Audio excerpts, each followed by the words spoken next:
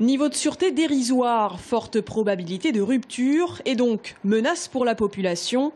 La levée de l'ancien canal situé le long de l'A10 et censé protéger près de 100 000 Tourangeaux ne serait finalement plus aussi efficace.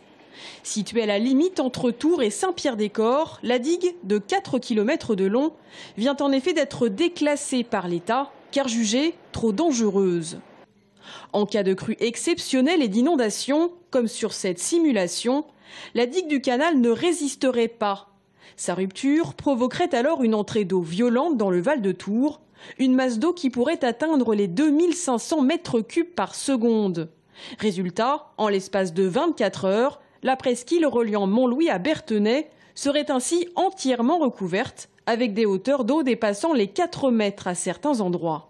Si on laisse la digue de l'ancien canal en place, à ce risque d'inondation va se surajouter le risque inhérent à la rupture de digue, puisque sa probabilité est certaine. C'est-à-dire qu'en fait, il y a double risque pour le territoire. Donc, dans un cas, il y a, je dirais, une seule typologie de risque. Dans l'autre cas, on est frappé par deux types de risques.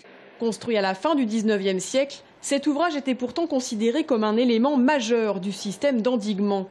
Pour les associations environnementales, cette décision de déclasser la digue et de la raser partiellement est donc tout simplement incompréhensible, car elle pourrait avoir des conséquences catastrophiques pour les populations avoisinantes. Imaginez que l'on arrase la digue, puisque c'est le projet de ces messieurs. Que va-t-il se produire? Vous avez une autre levée infranchissable à Tours, à 1 km d'ici. C'est l'avenue de Gramont, qui a presque la même hauteur que la digue.